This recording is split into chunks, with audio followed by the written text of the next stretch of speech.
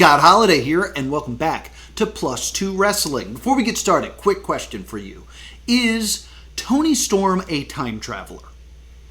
I know it sounds ridiculous, but stay with me on this one. There's been a lot of discussion on how Toni Storm returned, that she's not the timeless character, that she doesn't even seem to remember the timeless character, that perhaps she has amnesia.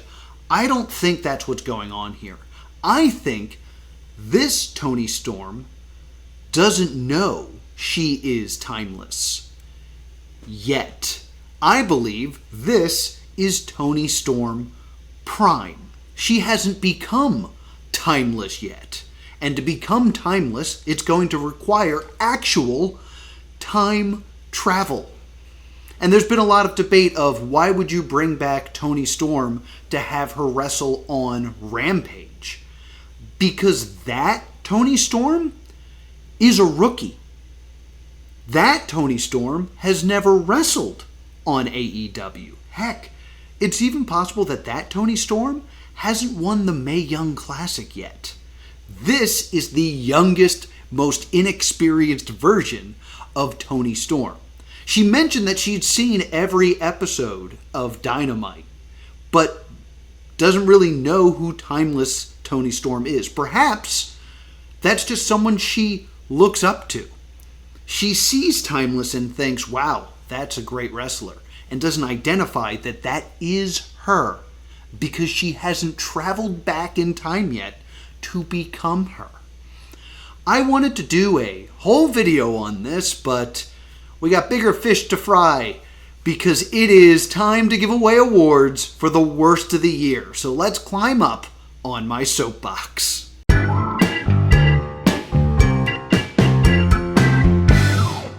Welcome once again to the worst of pro wrestling awards.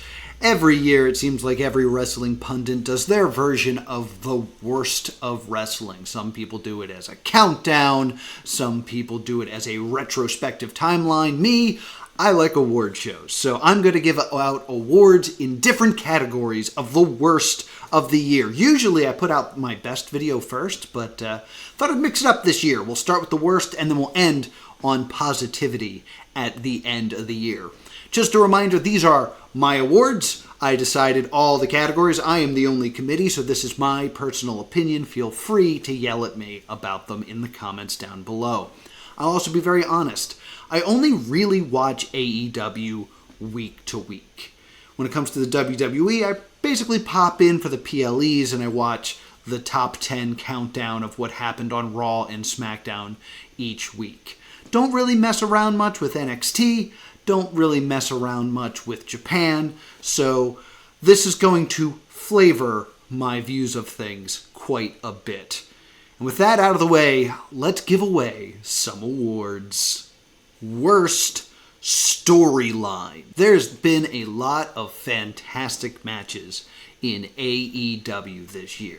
In-ring wise, between those ropes, some of the best I've ever seen. The stories behind them, though, bit shaky. I think we're all sick of the learning tree. I mean, I gave this award to Chris Jericho last year, so I don't want to pile on, but I think we're all sick of that. I think Mercedes Moné's run with the title has been pretty weak. It just seems that she's just beating people. There's not a lot of, story behind that. But I would have to say, without a shadow of a doubt, because it's been an entire year of this, the worst storyline of 2024 is the Devil reveal.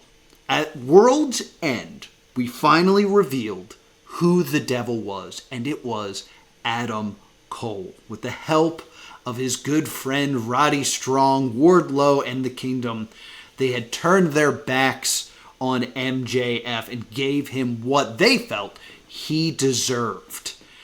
And then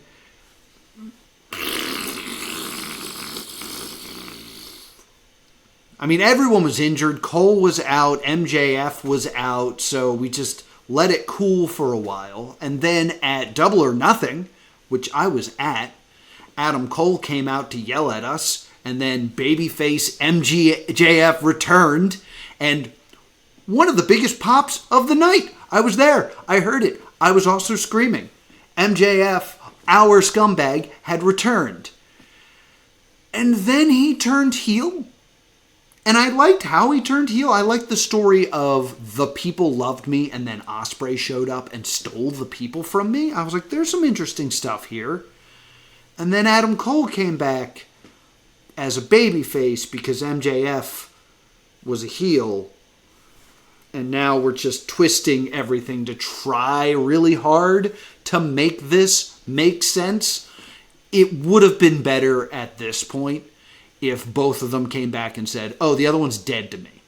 I want nothing to do with them. And we would have said, oh, all right, that's fine. We don't really need this because it's confusing now. Because Adam Cole was terrible to MJF. And this whole storyline of like, you got to get 3 victories in order to face me because I'm MJF. I want to make you jump through hoops. Where it could have just simply been MJF saying like, look what I've become because of you. You did this to me and now I will bring darkness. And have Adam Cole be like, no, this was always you. You were always the devil. You were always darkness. I just knew you were going to stab me in the back. And then, do some sort of story of like MJF planning to kill Adam Cole, but Adam Cole got him first. Something. Instead, it's just trying to make us as the audience forget what we saw. Forget what we know the story was and being like, oh, we're on the Adam Cole train again. They really bungled this, and I really hope at World's End this year, 1 full year later since the Devil's reveal, that this is just done. I really want this to be over. I don't want another match before this. I don't want another Devil to show up. Don't do that, AEW. I know you're thinking about it. Let this be the send-off, and let's go elsewhere with these characters to a land that makes sense. Least anticipated return. I think I cut this award last year because it felt too mean. This is the Charlotte Flair award where I'm worried you're going to come back and steal the title right away and it won't be good. And that's exactly what you did 2 years ago. But I include this because in the best awards, there's of course the most anticipated return. So you got to do the other side of the coin. And for me, it's pretty obvious what the least anticipated return is. And I almost am afraid to speak this into existence because I really don't want this to happen, but I really think this is where they're going. My least anticipated return is the Young Bucks. The story they've been telling in AEW is the Death Riders have been destroying everything. And Excalibur has actually said a few times, oh man, Team AEW just can't seem to get it together. They can't form a united front against the Death Riders. And you got Hangman and Orange and Jay White all trying, but they're all very separate. You also had Daniel Garcia going up to the Young Bucks before they left saying, look what's happening. We need you. And the Bucks throwing up their hands and saying, we're not dealing with this, and leaving.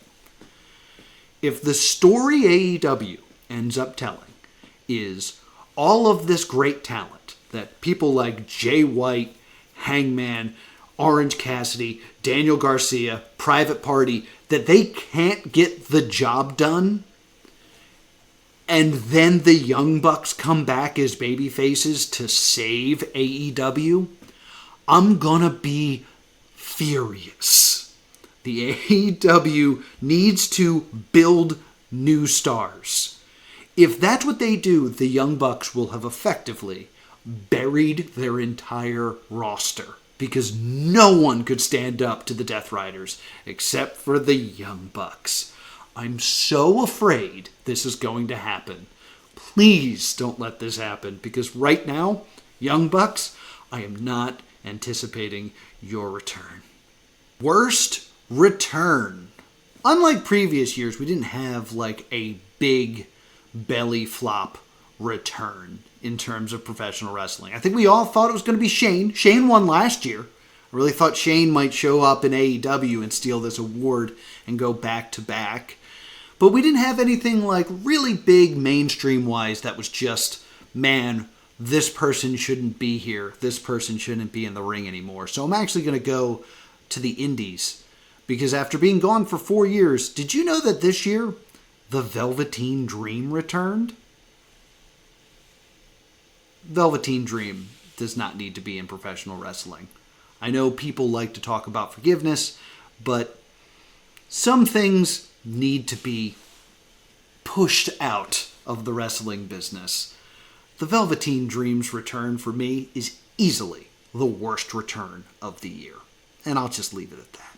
Worst finisher.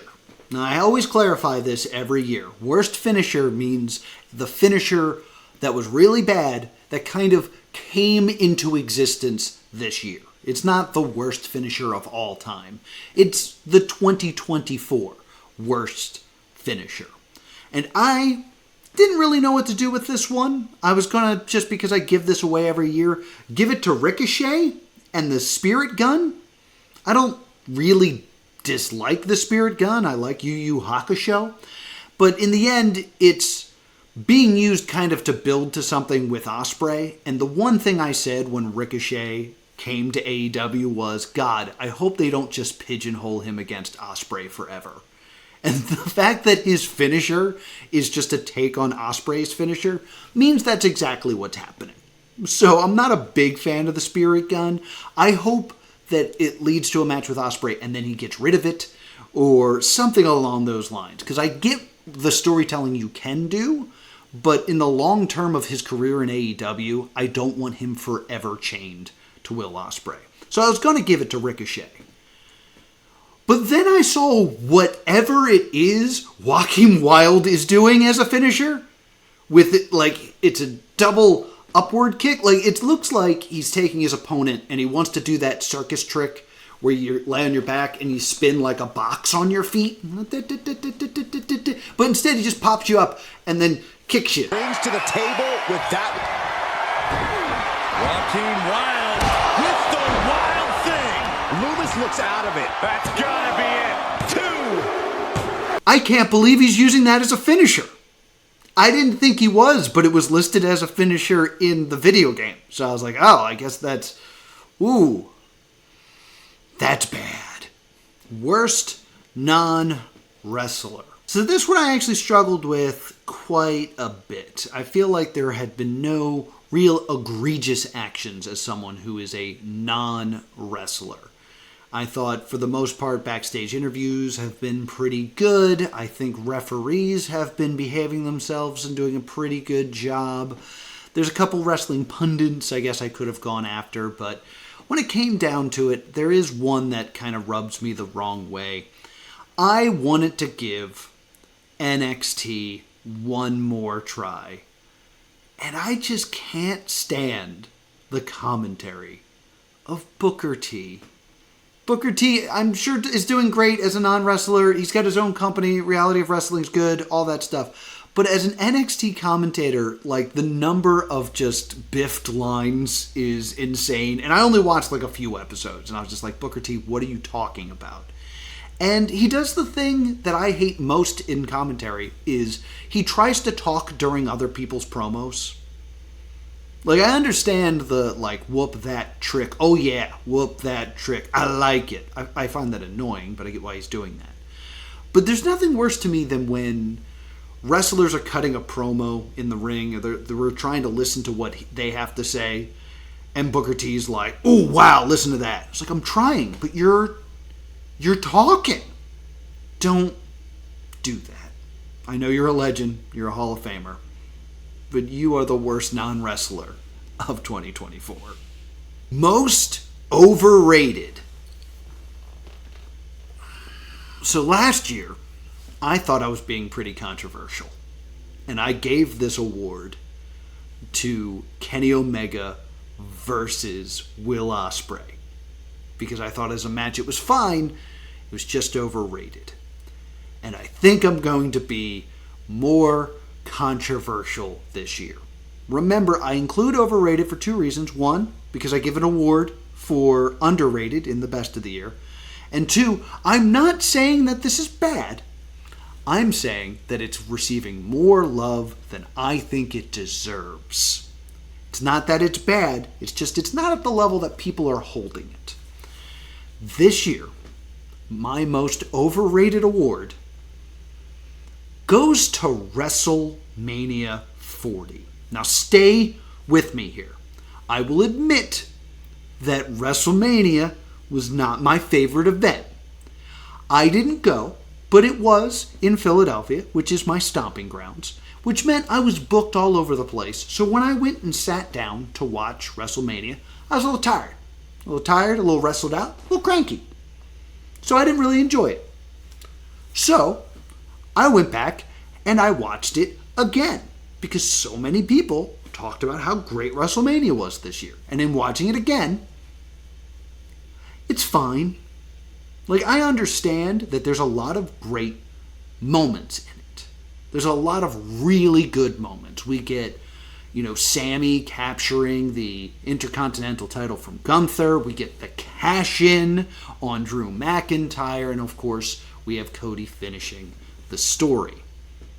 Those are all great moments. I would say that those moments are not overrated. But watch WrestleMania from start to finish. As a show, it's overrated. Because I think those moments are great. But if you go back and watch those matches, they're all very similar. Like, go back and see how many times a heel clears the announce table. Like, how many times they go to that spot. How many table spots there are before the table breaks. Like, overall, I really felt like, as a complete unit, as one thing, WrestleMania falls short. You can cherry pick a lot of great stuff out of there, and, truly amazing moments in there. I'm saying, as a whole, I think it's a bit overrated. You know where the comments are. Most overutilized. This, again, doesn't mean that they're bad. This means that we're just seeing too much of them. Last year, I gave this award to Chris Jericho. This year, I came very close to giving it to Chris Jericho. But I looked over everything, and there was one constant that was always picking at me. And I couldn't figure out what it was about AEW that was seriously bothering me. And then I figured it out. What I think is most overutilized, what I think they rely on far too much in AEW, is titles. Matter of fact, down the pike, there's going to be a whole video about how AEW uses titles. But I feel like they put far too much emphasis on holding and capturing a title. Because at this point, first off, what are the rankings of the title? Is the Continental title better or worse than the International title? I don't know. At this point, I don't know if the women's title is more prestigious than the TBS title. It just doesn't make any sense. Plus, we got to throw in all of the ROH titles in here, and they still have not defended the Texas Chainsaw Massacre title. They made a whole title for that, and that didn't get defended, which is for the best. Because everything had to be a title match. If you went back and watched All In, every single match is either a title match or for a title shot. Not counting the stuff they threw in at the beginning for the buy-in. But every match on the card has title implications in it. Why can't we, on the biggest show of the year, have some sort of match that is story-based? Just two people not liking each other. I understand that wrestling is sports entertainment and the sports aspect should be there, but not everything needs to be for a title. Sometimes people can just not like each other and need to fight. That's the entertainment part of it. And by having so many titles, you water down the sports part of it. I was thrilled to see that they retired the FTW title, but that's a first step and a lot of rehab they need to do in AEW when it comes to the way that they book things. So definitely, the most overutilized is the storyline of it needs to be a title match. Like I said before with the worst storyline, we've spent a year on Adam Cole and MJF hating each other with the devil and everything that's gone down. And yet, when they finally fight, it also has to be for a ring. It's got to be for that Dynamite Diamond ring. They can't just have a match based on hatred. You gotta peel back the titles, AEW. Just tell us some stories, please. Worst tag team. This one's gonna hurt. This one's gonna hurt me. Because honestly, I think tag team wrestling looked pretty good this year. There's a lot of really good tag team matches. While I'm not excited for the Young Bucks to return, their run with the titles produced a lot of great matches. There's also been some really good matches over in the WWE. They did some great stuff with the Judgment Day. They did some great stuff with the Bloodline. The Motor City Machine Guns are there now. Things have been pretty good in terms of tag team wrestling. But there's one team that I have to give this title to. The title of the worst tag team in 2024. Because I loved them.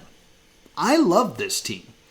And now it's to the point where every time I see them, it's just frustrating.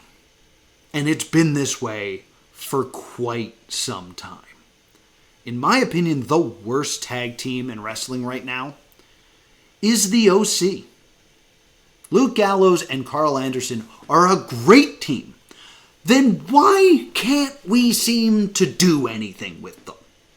Like, I understand they have ties with AJ and ties with Finn, but for some reason we can't tell a decent story with the OC. They're just great wrestlers. Put them in something that lets them shine.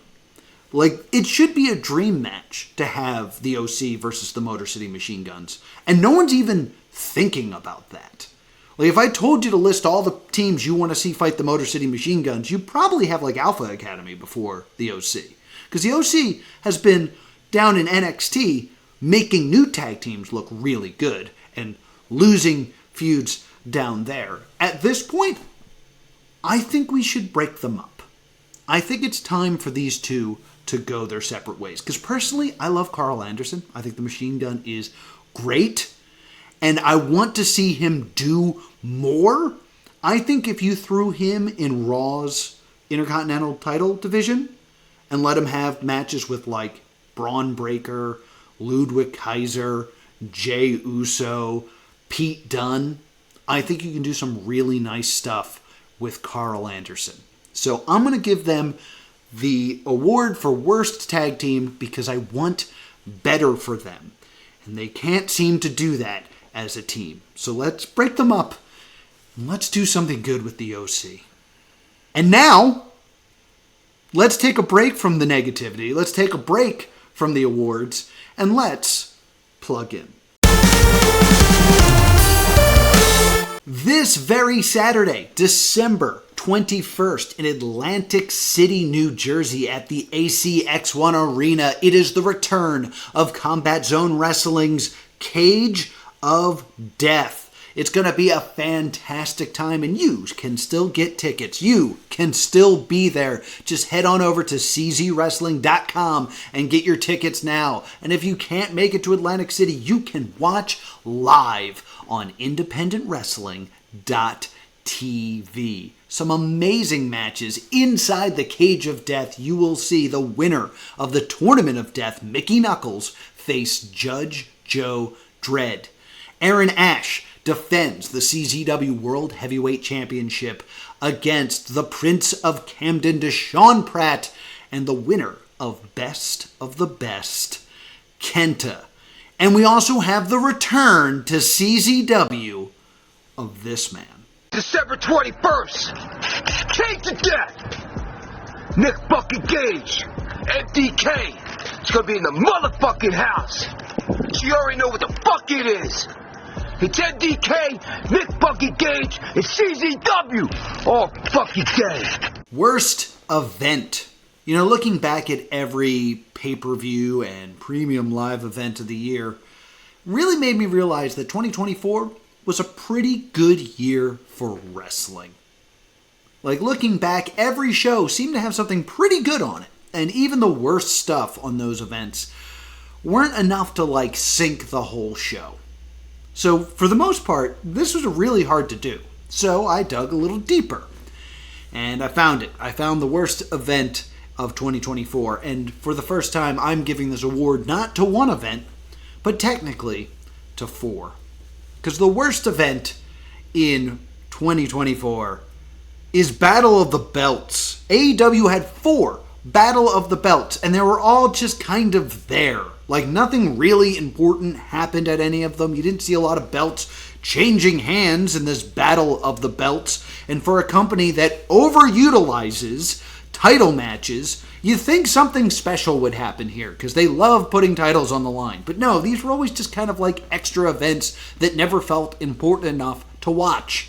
And for people that really love those titles, you know, think of the main events of those if you can. Try to think back. What was the main event of Battle of the Belts? An AEW title was only the main event of a Battle of the Belts once this year. And that was Orange Cassidy defending the international title against Preston Vance. Remember Preston Vance? Remember he turned his back on -1 in the Dark Order so he could...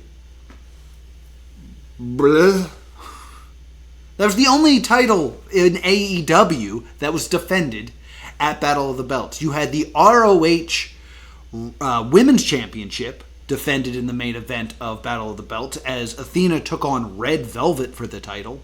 You also crowned new ROH six-man tag championships at Battle of the Belts. They were vacant, and Dustin Rhodes and the Von Erichs beat the Kingdom for them. Sure. And then in the latest Battle of the Belts, it was Mariah May versus Anna Jay in a Women's Championship Eliminator match. The title wasn't even on the line in the main event of Battle of the Belts. You can look back at these cards, and there's some good ideas on it, but for the most part, it is 4 forgettable shows. So, enjoy Battle of the Belts. You're the worst shows this year. Worst promo. I was so sure I was going to give this award to Tony Khan. Because remember when Tony Khan at a press conference was asked about how he felt about the idea that women don't feel safe backstage? And he said, I think it's very safe. And he said it in a funny hat and sunglasses. That was bad. That was really bad. Unfortunately, that was 2023, so I can't give this award to that really tone-deaf answer that Tony Khan gave out. And it's fun to pick on Tony Khan and Tony Khan's special announcements, but he didn't have a real egregious promo this year.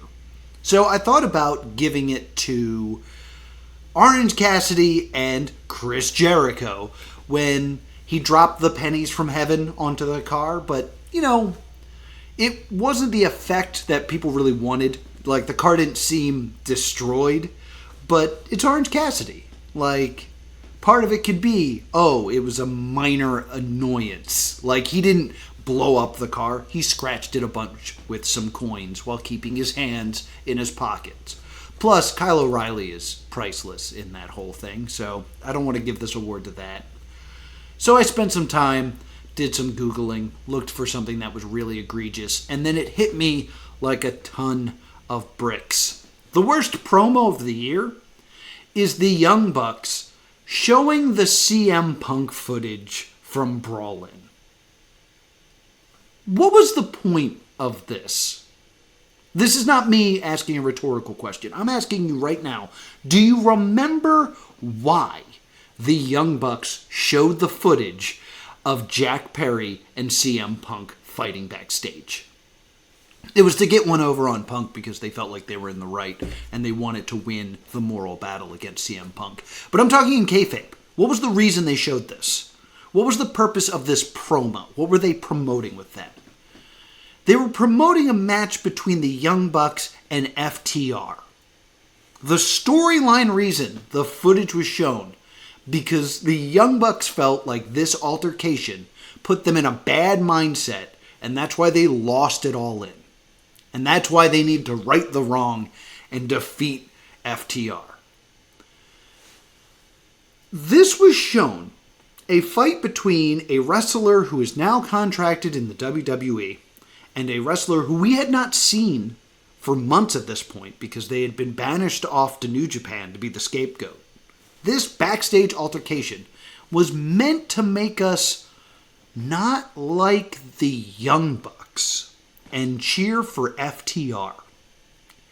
This was petty, this was stupid, and this was very illogical.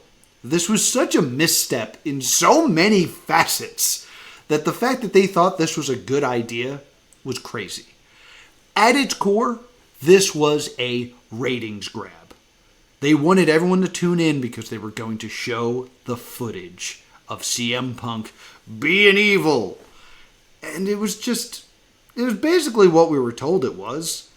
We got Chris Hero out of it, I guess. But overall, it's a really bad promo. So, it easily gets this award. Worst match. Again, 2024 was pretty good.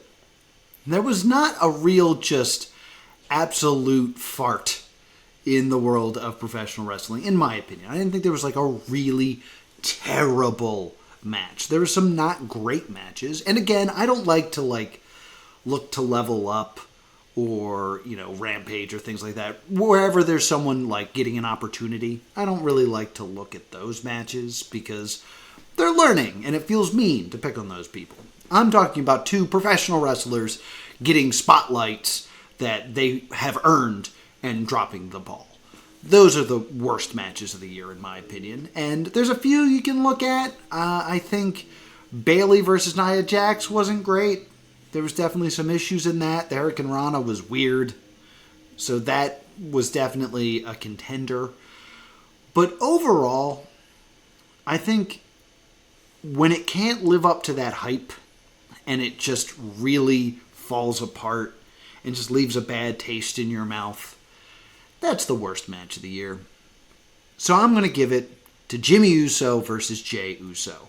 It wasn't horrendous, but we've waited years, literal years, to see what would happen when the Usos faced off against one another. And what happens? Their time gets cut. And it just doesn't work. I think the story they were trying to tell of we have this match and then we try to reunite and don't make me hurt you anymore, we're brothers. That's a great moment to go for. They didn't have enough time to do enough violence to earn that ending. And thus it fell apart. I really don't think the Usos are the ones to blame for this. I think it was time constraints and the fact that they weren't able to go all out. This match should have been no DQ or something. Something where they could really turn up the violence, have that moment where they weren't just going to, hit a super kick or a splash, but hit a steel chair and go, no, we're brothers, we shouldn't do this. And then have that moment. It just didn't work. They weren't given the tools or the time to make it work. And now that they're reunited, I don't think they're going to run it back. I think a great move would have been to have this match kind of go to a non-finish and do something bigger outside of WrestleMania, keep the story going, but we didn't get that. So, for the disappointment factor, I'm giving it to the Usos. And I really want to stress the fact that I'm giving it to Jimmy versus Jey shows how great a year this was. Worst wrestler. I struggled with this one a lot. I usually feel like there's a clear answer presented to me when it comes to the worst wrestler, and there wasn't this year. I think you can definitely point a finger at Nia Jax, but I think she had two bad showings. I think her match with Bayley wasn't great, and I think she did some poorly executed maneuvers in War Games, but I think she was more good than bad this year. I think I said some bad stuff about Nia Jax last year and how I was not a Nia Jax apologist, but she made a believer out of me this year. I thought her run as the Queen of the Ring was very interesting. I think she did some good stuff with her character. I think she has elevated the likes of Tiffany Stratton through her character. I think she's done more good than bad this year. So I do not want to give her this award. I think another person to point at is Chris Jericho. And I think there's a good case for it to be Chris Jericho. I piled on awards for Chris Jericho last year. So do I want to do it again? Kind of. But when it comes down to it, Chris Jericho is a heel.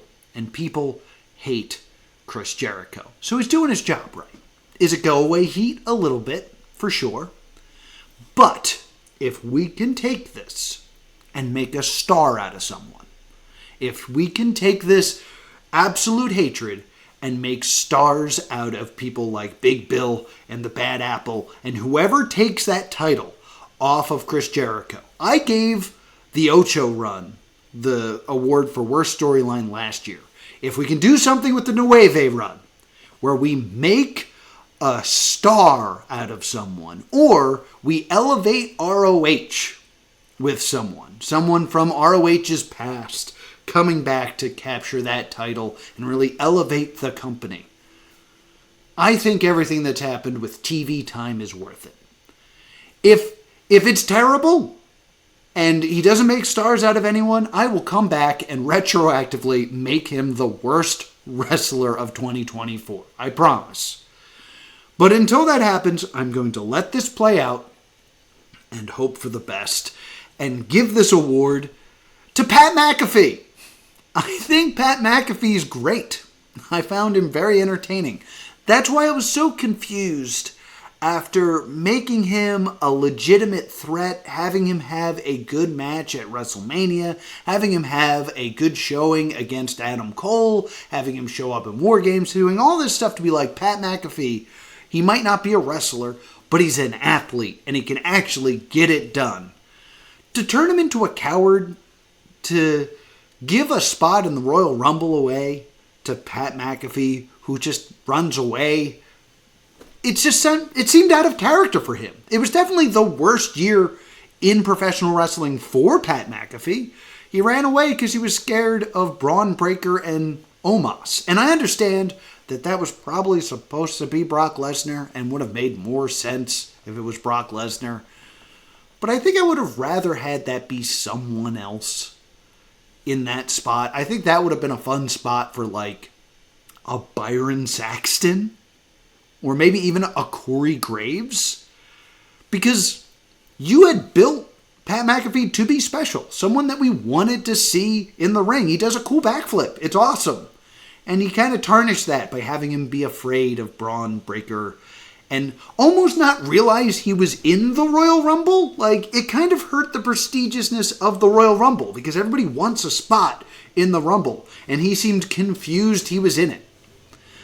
I didn't like that at all. So, is this a cop-out? Maybe. But I'm going to give this to Pat McAfee, because I think that moment did a lot more harm than good. Worst promotion. We end the video with a new award. I've never given out an award for worst promotion, but it seemed very apropos to give this award out today, the day of Final Battle, to give this award to ROH. Because what even is ROH anymore? Final Battle, like I said, is tonight. And on that card, you will see Athena defend the title that she has held forever against Billie Starkz in what will be a Match of the Year contender. Unfortunately, a lot of people have already done their list, but I'm holding off because I think this could be Match of the Year. Athena versus Billie Starkz is a story they've been telling for so long. The Apprentice and the Master meeting in the ring for the grand title in ROH. Sounds great. The rest of the card doesn't matter. The rest of the card is Chris Jericho versus Matt Cardona, who showed up and just got a title shot. Like, if you want a title shot in ROH, whatever you do, don't wrestle in ROH. Like, don't try to ply your craft and make the company that is headed by that championship better. Because you won't get a title shot that way. Wrestle in AEW, wrestle in GCW, you have a much better chance of getting a title shot. And the rest of the matches are just kind of there. they were just kind of thrown together. A lot of matches, I believe, were added today or yesterday that I wasn't even aware of until I did a brief Google, and I don't even remember what they are because they don't make any sense. They're just kind of happening. ROH needs serious rehab because all they're doing is tarnishing the legacy of ROH. ROH today feels like WWE CW did when that was around. It is a harsh reminder of what we have lost. ROH is easily the worst company, and I hate that Athena and Billy Starks are trapped there because they are two of the greatest talents in wrestling today. And the fact that ROH has caged them easily makes them the worst company before I even talk about any of the other stuff. So the worst company of the year goes to ROH. Please prove me wrong tonight. And that's going to do it. That is the worst of the year. The worst of 2024. Please complain in the comments down below because that overall helps me with the algorithm. So tell me how much you hate this video, please, because then more people will see it. Please. Also, while you're down there, show your hate by subscribing to +2 Wrestling so you'll get a notification when I release the best of 2024 next week. Thank you so much for watching, and I hope you have a great